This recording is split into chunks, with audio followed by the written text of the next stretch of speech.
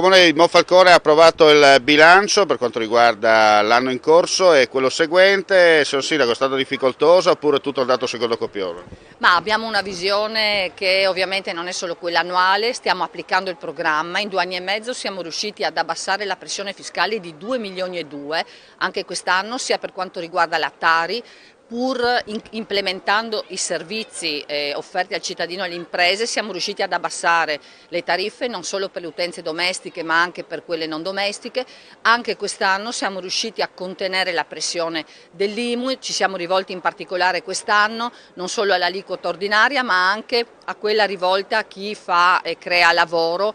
offrendo aliquote più basse a chi assumerà e implementerà le proprie attività. Dal punto di vista della spesa corrente noi eroghiamo maggiori servizi rispetto a quelli che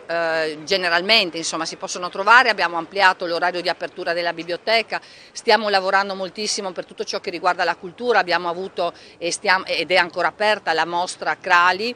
sul futurismo che sta raccogliendo un grandissimo successo non soltanto nella nostra zona, nella nostra regione, ma con appassionati che arrivano anche dal Veneto, che arrivano dall'Austria e dalla Slovenia. Su tutto ciò che riguarda i lavori pubblici la città a colpo d'occhio la si vede molto diversa, abbiamo investito fino ad oggi 3 milioni e 8 per nuovi asfalti di strade, marciapiedi, abbiamo recuperato e ereditato una città gruviera e stiamo pian pianino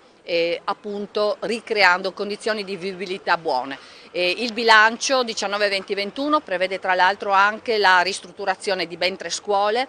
la Materna Collodi che partirà con i lavori adesso, che ha 2 milioni e 2 di finanziamento che abbiamo già messo nel 17, quest'anno la Poma, la Sauro e poi c'è la piscina che è prevista in una ristrutturazione necessaria. Ecco, direi che con il calo delle tasse e con l'implementazione dei servizi Monfalcone si colloca credo tra i comuni più virtuosi non solo di questa regione. Senta, il trucco c'è e non si vede oppure bisogna saper lavorare e parlare poco? Noi lavoriamo tantissimo, io provengo da 30 anni di esperienza tecnica, non le nego che questo mi è servito, mi serve ancora perché so come si fa e questo è molto importante. Oggi la competenza io credo che sia basilare per amministrare e governare bene. Dopodiché anche c'è tanto impegno di tutti, noi lavoriamo tante ore ogni giorno sui progetti, quando li raggiungiamo mettiamo un punto, pancia a terra di nuovo e si torna a lavorare.